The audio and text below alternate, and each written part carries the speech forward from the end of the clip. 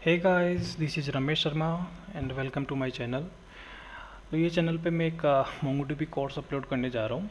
तो उसकी एक सेपरेट प्लेलिस्ट रहेगी और उस प्लेलिस्ट में हम क्या पाथ फॉलो करेंगे तो हम यहाँ डिसाइड करेंगे कि क्या कंटेंट रहेंगे। तो ये कंटेंट लिस्ट है जो वीडियोस में रहेगी। तो अभी तक ये है, then I may add few more topics. Okay, तो उसके कंटेंट में शुरू यहाँ से करेंगे कि इंट्रोडक्शन एंड इंस्टॉलेशन। तो ये दो टॉपिक है वो थ्योरेटिकल रहेंगे, देन उसके बाद में each and every topic will be like practical explanation. तो यहाँ से हम स्टार्ट करेंगे database. Database means like how to create database, कैसे ड्रॉप करते हैं, कैसे कॉपी करते हैं। हालांकि कॉपी का जो ये फंक्शनलिटी जब ड्रॉप हो गई है, लेकिन उसका क्या अल्टरनेटिव है वो हम डिस्कस करेंगे।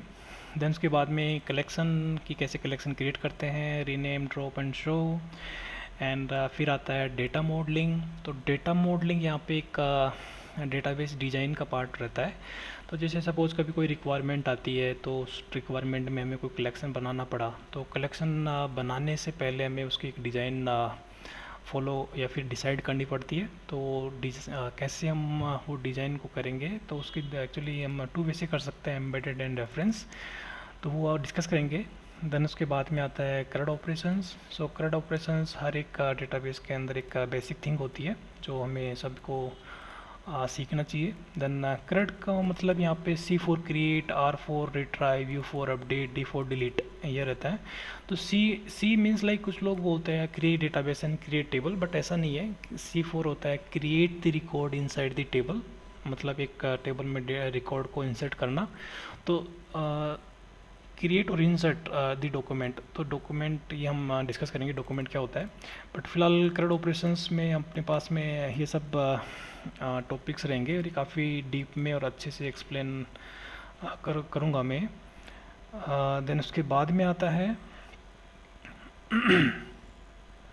Aggregation framework. तो एग्रीगेशन फ्रेमवर्क क्या होता है एंड इसके अंदर जो ये इसके कीवर्ड्स है, तो इनका क्या यूज़ है ये हम देखेंगे।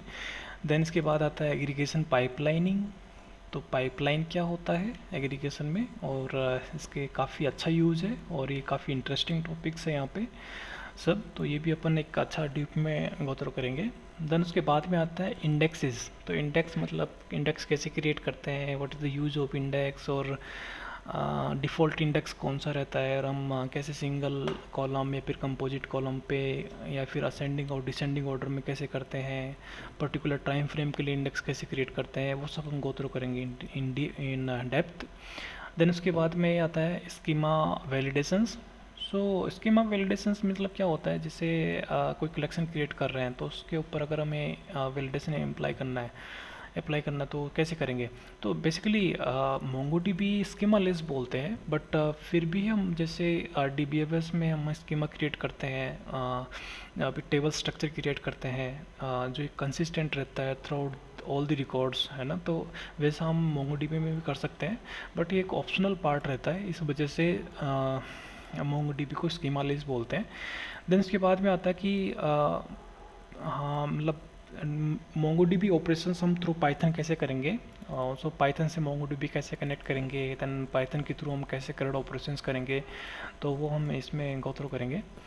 देन उसके बाद में आता है कि मोंगोडीबी एक्सपोर्ट इंपोर्ट डॉक्यूमेंट्स। तो कैसे हम एक कलेक्शन जो कि एक टेबल होता है इन मोंगोडीबी, तो हम कैसे उसको एक्सपोर्ट इंपोर्ट कर सकते हैं, कैसे मतलब डिटेल्स को हम बाहर ले जा सकते हैं, right.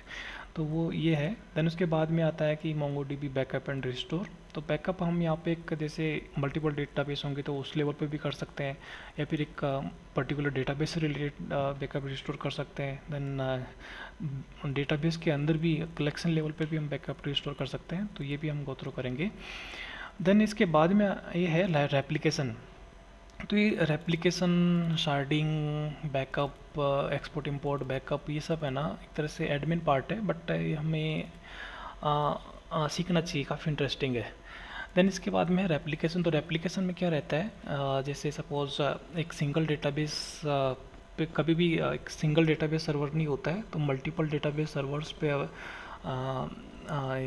Actually production servers multiple होते हैं, जहाँ पे किसी एक को प्राइमरी बना देते हैं, बाकी सेकेंडरी रहता है। देन प्राइमरी बनाने के लिए क्या करेंगे, फिर वो सेकेंडरी कैसे बनाएंगे, देन प्राइमरी फेल हो जाएगा तो ऑटोमेटिकली सेकेंडरी कैसे प्राइमरी बन जाएगा थ्रू इलेक्शन। देन उसमें सिंकिंग होती है, कैसे होती है, देन डेटा रेप्लिकेशन कैसे रहेगा, तो वो हम इसमें कवर करेंगे। देन ट्रांजेक्शंस मीन्स लाइक वही सेशन वाइज अगर हमें ट्रांजेक्शंस जैसे कमिट और रोल बैक करते हैं तो वो कैसे करेंगे, तो वो इसमें हम कवर करेंगे। देन इसके बाद में आता है शार्डिंग। तो शार्डिंग मीन्स लाइक जब जैसे मान लो डेटा स्केल आपका बहुत बड़ा है, तो उसमें हम किसी की के ऊपर हम शार्ड करके और एक ही कलेक्शन मीन्स टेबल, एक ही टेबल के डेटा को मल्टीपल सर्वर्स में हम ऐसे डिस्ट्रीब्यूट कर सकते हैं। तो फॉर एग्जांपल है कि तो वर्ल्ड वाइड कस्टमर होते हैं, देन उसमें सपोज़ लोकेशन वाइज अगर मैं शार्डिंग करूँ, तो अगर मेरी कस्टमर टेबल है उसमें एक लोकेशन फील्ड रहेगा, तो हर एक लोकेशन का जो डेटा है वो मेरा डिफरेंट सर्वर में जाएगा, राइट। तो शार्डिंग यहाँ पे रहता है ऐसा कि आप डेटा को मल्टीपल सर्वर्स में डिस्ट्रीब्यूट कर, मतलब कलेक्शन के चंक्स को मल्टीपल सर्वर्स में आप ऐसे डिस्ट्रीब्यूट कर सकते हो, जिससे क्या रहता है कि उसका रिट्रायल काफ़ी फास्ट होता है। तो ये सब कवर करेंगे, और इसके अलावा भी अगर कुछ टॉपिक्स है तो वो मैं आगे ऐड करता रहूँगा। बट फ़िलहाल इस वीडियो में इतना ही है कि हमें कोर्स कंटेंट क्या गो थ्रू करने वाले हैं, तो ये सब कोर्स कंटेंट रहेगा। तो नेक्स्ट वीडियो में स्टार्ट करते हैं MongoDB introduction. So that's all, thank you.